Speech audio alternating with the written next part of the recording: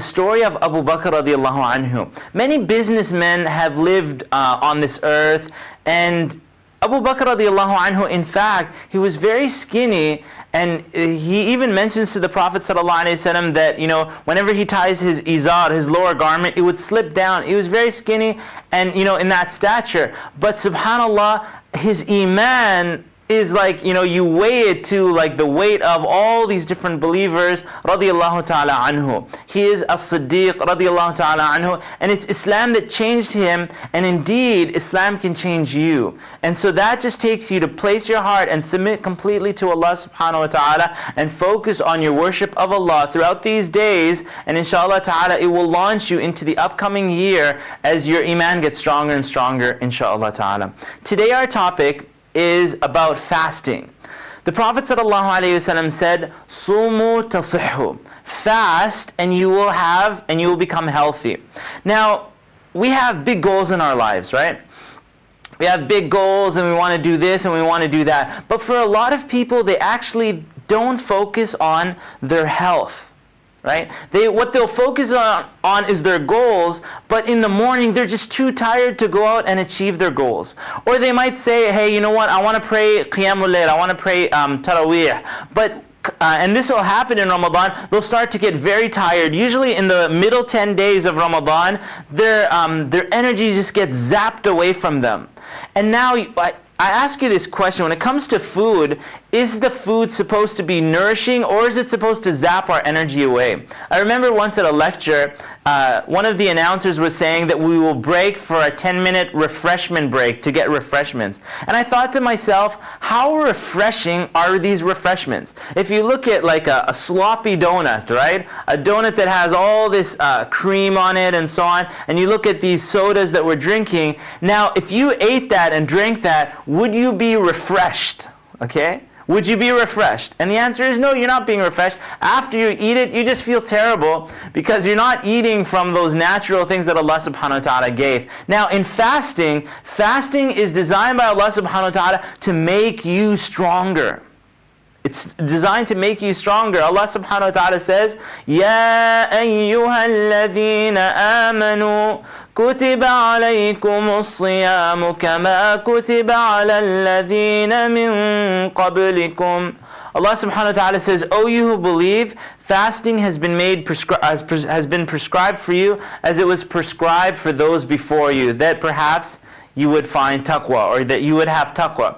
Now fasting was prescribed for all human beings. Allah subhanahu wa ta'ala prescribed it for the Muslims, and for the previous nations that came before, they were also prescribed fasting. So fasting is an integral part of being a human being. Allah subhanahu wa ta'ala made it fard upon all these different nations and the ummah of Muhammad sallallahu alayhi wasallam. Now fasting, if you can imagine that when you begin your fasting, you're going to, in the beginning, throughout the year, you're building up all these poisons. Coffee, drinking too much coffee. If you're here in the UK, you drink too much tea. You're drinking tea, eating donuts, you're eating biryani. All of this stuff is just creating acid in your body, right? So it's all this buildup of acid. And so now comes Ramadan and you give your body a break. So what happens at that point? You become sick. Why are you sick? Are you sick because of the fasting? And the answer is no, you're not sick because of the fasting. What you're actually sick of is the poisons that are finally getting an opportunity to expel from your body. And so if you just focus on your fasting and you don't eat too much at iftar time, then what will happen is you might get a little sick in the first day, maybe the second day you start to get a little feverish and so on, but by about the fourth day, fifth day, you will start to come out and your body will regain its energy. But this is conditional upon what you eat for your iftar. The problem with our iftars is that when Ramadan time comes, a lot of people think that Ramadan equals like a food festival. That everybody's like, it's Ramadan, let's eat 10 times as much, right? And so if you see the iftar plates, there might be like just at the Maghrib adhan, there might be like all these different dishes. It looks like dinner, but no, that's just the iftar. And then they go to pray and they come back and eat, and then there's a huge meal, and then they can't go for tarawih because they're so full. So let me give you this example of an imam and what he eats, what an imam eats in order to lead the tarawih prayer.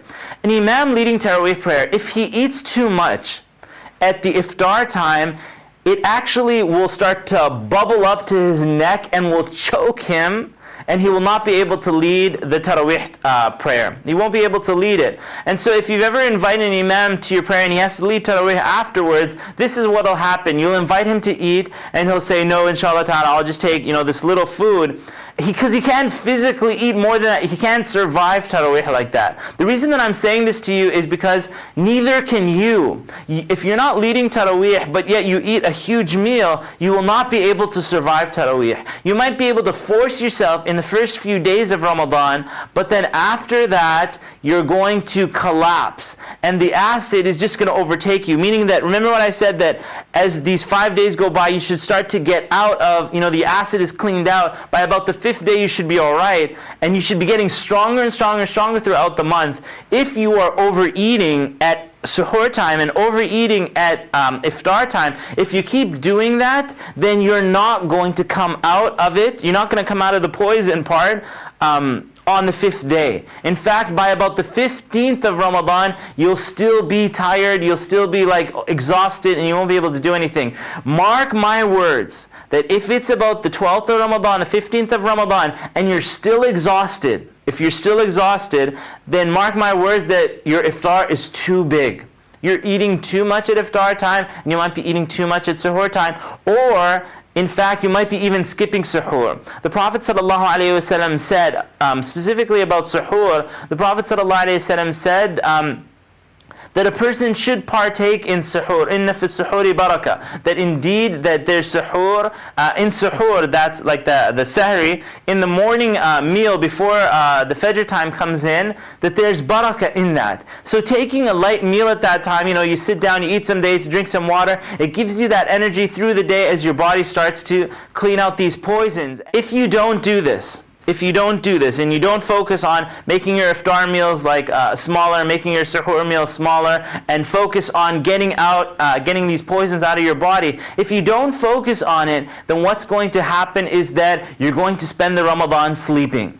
You're going to spend these days just exhausted and tired, and you're going to be missing out on so many of the worshipping of Allah subhanahu wa ta'ala. And so please, please, please, if you're going to be eating meals, let's say you have your favorite foods in Ramadan, I would say that focus on your favorite foods, but make it smaller. So if there's some other foods that aren't your favorite foods, don't eat those. Just focus on your favorite foods, inshallah ta'ala, and make it small. Jazakumullah khairan.